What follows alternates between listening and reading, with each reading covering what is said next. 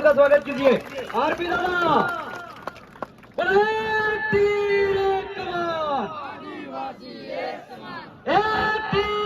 कमान बोले चाले जोहार चाले एक चाले आरपी दादा। इसके बाद धर्मेंद्र भाई डामोर झाबुआ तैयार रहे। देखो सबको सम्मान अवसर दिया जा रहा है, लेकिन समय का विशेष ध्यान रखें, हमारे पास समय बिल्कुल कम है। और मैं धन्यवाद करता हूं हमारे भाइयों का कि जिस तल्लीनता के साथ में, अनुशासन के साथ में आप जिस तरीके से हमारे वक्ताओं को सुन रहे हो, उनको दिल से सैल्यूट करता हूं मैं। धन्यवाद। जोहार दादा।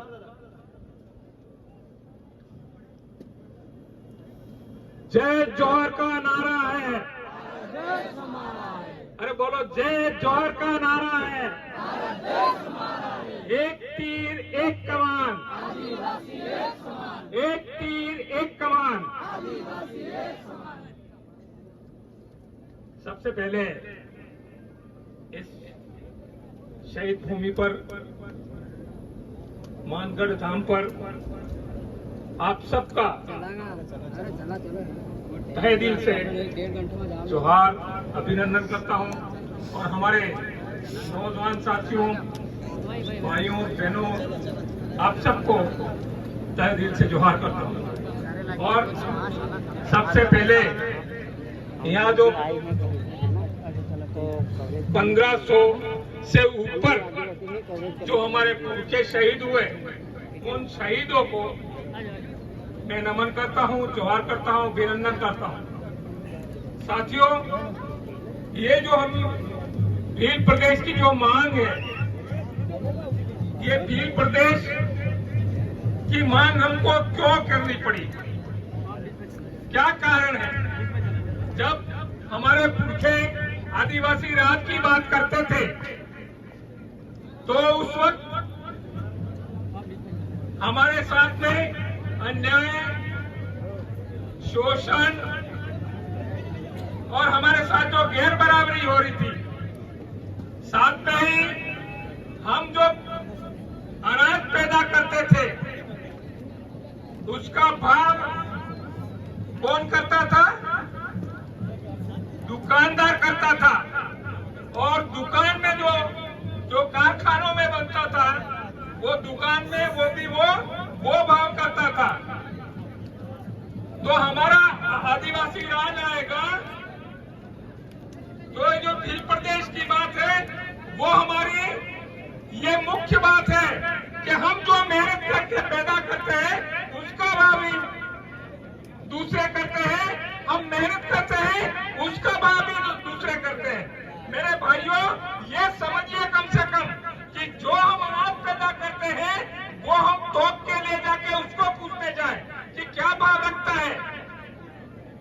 तो ऐसा राज जिसमें हम पैदा करें, भाव वो करें, और उसके वहां पैदा हो उसका भी भाव वो करें, ऐसा राज को खत्म करने के लिए ही आप समझ सकते हैं कि यदि हम पैदा करते हैं उसका भाव कोई और करता है और हम मेहनत करते हैं उसका कीमत कोई और करता है, तो यदि हम समझ सकते हैं इस बात को, आप उल्टा कर दीजिए उसका। ऐसा करते हैं कि इस दुकान में जो माल है उसका कीमत हम करना शुरू कर दें, तो उस सेठ की क्या हालत होगी? दुकान चलाएगा वो? दुकान चलाएगा क्या? नहीं चलाएगा। वो दुकान बंद करनी पड़ेगी, बंद करके छोड़ के चला जाएगा।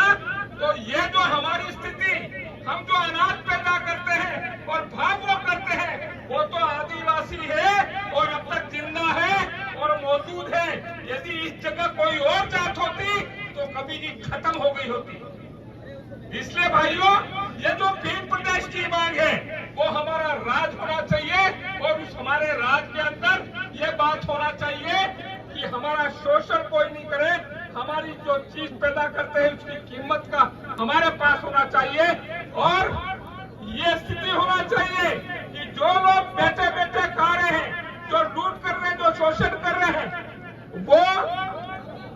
उनको मेहनत करवाना है कि करवाना?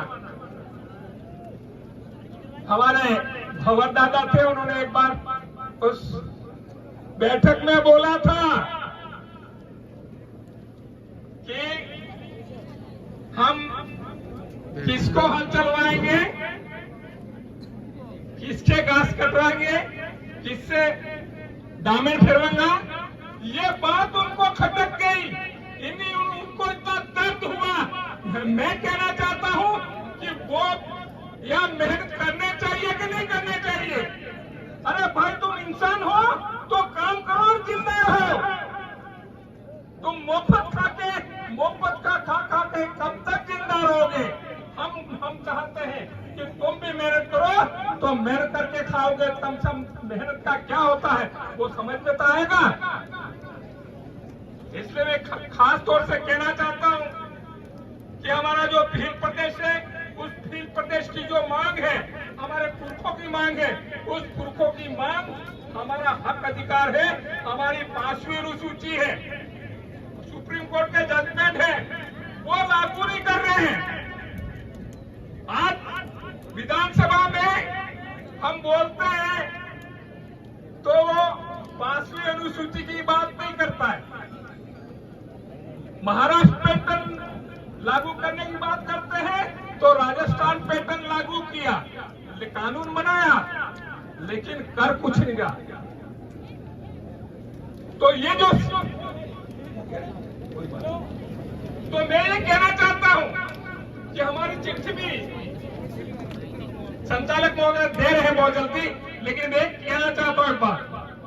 तो हमारी जो ये पार्टी है, हम आज जिस कांग्रेस और बीजेपी और जो देश में जो हाईकमान बना हुआ है, वो हाईकमान है, उनके नियंत्रण में आप उनसे वहां से टिकट लेते हैं तो टिकट का क्या हाल होता है? जो हाईकमान जो टिकट लेता है, आज बांसवाड़ा में 2 मंत्री हैं, लेकिन गेरों के जाके पैरों में पड़ते हैं। वो कौन करवा रहा है? वो हाईकमान करवा रहा है। तो भाई, उन गेरों के पैरों में पड़ता हो तो कांग्रेस, बीजेपी और सारी पार्टियां हैं, लेकिन हमारे जो विचारधारा है आदिवासी परिवार की, उसमें जो सिलेक्शन प्रणाली है, उस सिलेक्शन प्रणाली के अंदर जो हाईकमान है वो पब्लिक है, वो जनता है, वो जनता के पास नकवेल रहेगी। यदि नकवेल जनता के पास रहेगा तो हम आप जो एमएलए बनाया आपने, सागवाड़े की जनता ने, 84 की जनता ने जो बनाया, बहुत बहुत जोहार, अभिनंदन करते हैं। लेकिन साथ में कहते हैं कि वो हमारी जो नकवेल है वो उनके हाथ में है, जनता के हाथ में है।